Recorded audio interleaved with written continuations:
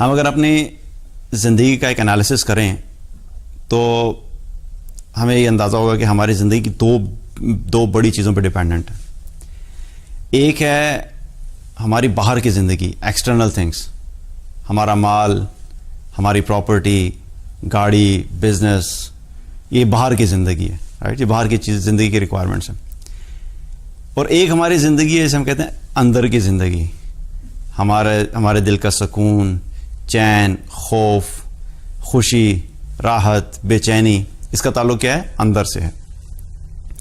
تو انسان بیسیکلی ان دونوں چیزوں کو ملا کے مطلب ہماری زندگی ان دونوں چیزوں کا کمبینیشن ہے، باہر کی زندگی اور اندر کی زندگی. اب کئی دفعہ کیا ہوتا ہے کہ باہر کی زندگی میں جو ہماری چیزیں، جو ہماری ضروریات ہیں وہ پوری ہوں بھی، لیکن اگر اندر کی زندگی سکون میں نہیں ہے تو باہر کی زندگی کی وہ تمام چیزیں ہمارے لیے بے معنی ہو جاتی ہیں. آپ کے پاس مال ہے، اولاد ہے، گھر ہے، گاڑی ہے، جو بھی چیزیں آپ نے خواہش کی تھی اپنی زندگی میں سب موجود ہیں، لیکن اندر دل کی زندگی ویران ہے. اندر ایک خوف ہے، اندر ایک بے چینی ہے، اندر ایک پریشانی ہے، اندر ایک بے سکونی کی کیفیت ہے. تو یہ ساری چیزیں جو ہمارے مل چکی ہیں، ان کا ہمارے زندگی میں کوئی ویلیو نہیں رہتی. میں کچھ عرصہ پہلے ایک شخص سے ملا یہاں دبئی میں، عرب تھا، اور میں جاننے والا تھا، تو اس سے میری بات چیت ہوئی، میں اس سے ملا کافی عرصے کے بعد. تو میں نے اس سے پوچھا اور کیا حالات ہیں، how is every thing going on. تو مجھے کہنے لگا کہ ہاں سب ٹھیک ہے. اور یہ بیسیکلی وہ ایک ملٹی نیشنل کا جو ہے وہ بہت اچھی پوسٹ پہ جاب کرتا ہے، اور اس کی سیلری دیکھیں تو تقریباً 25 سے 30 لاکھ روپیہ مہینے کی سیلری ہوگی، مطلب ایک مہینے میں اتنی سیلری لینے والا. اور گاڑی جو ہے اس کے پاس پورشے کار، سب کی ڈریم کار ہوتی ہے کہ پورشے ہونی چاہیے، اس کے پاس آلریڈی تھی. گھر اس کا دبئی میں بڑی اچھی جگہ پہ. تو جب میں نے اسے پوچھا کیا حالات ہے، تو بات کرتے کرتے ایک دم سے رونا شروع ہو گیا، اس کی آنکھوں میں آنسو آ گئے. تو میں پریشان ہو گیا، میں نے کہا خیریت ہے، جاب کا مسئلہ ہے، کوئی پرابلم ہو گیا؟ کہتا نہیں یار جاب میری ٹھیک ہے، میرے جاب کا کوئی مسئلہ نہیں ہے. Job is the last thing I am word about, I am not word about my job.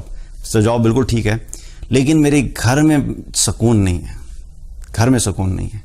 اور اس کی وجہ سے وہ رونے لگے، لٹرلی اس کی آنکھوں میں آنسو تھے. تو میں نے سوچا کہ یہ وہ شخص ہے جس کو دیکھ کے لوگ خواہش کرتے ہیں اور خواب دیکھتے ہیں کہ ہمارے پاس اس طرح کی زندگی ہو، 25 سے 30 لاکھ روپے مہینے کی سیلری، پھر پورشے کار، پھر اچھی جگہ پہ گھر. لیکن اس کے باوجود اس کی زندگی میں ان چیزوں کی کوئی ویلیو نہیں تھی. اس کو اپنی گاڑی سے کوئی غرض نہیں تھا، اس کے گھر سے کوئی غرض نہیں تھا. کیوں؟ کیونکہ اندر کی زندگی جو تھی وہ تباہ و برباد ہو چکی تھی. تو اصل چیز کیا میٹر کرتی ہے کہ اگر باہر کی زندگی اچھی ہے ظاہری طور پہ، اندر کی زندگی اچھی نہیں ہے، تو پھر اس کا کوئی فائدہ نہیں ہوتا باہر کی چیزوں کا. اگر اندر کی زندگی آباد ہے، دل کی دنیا آباد ہے، اندر سکون ہے، تو پھر باہر کی انوائرمنٹ اور باہر کی چیزیں آپ کی زندگی پہ زیادہ اثر انداز نہیں ہوتی. عبداللہ ابن زبیر رضی اللہ عنہ حرم میں کھڑے نماز پڑھ رہے تھے، اور حجاج بن یوسف کی فوج نے گھیرا کر لیا تھا اور وہ پتھر پھینک رہے تھے.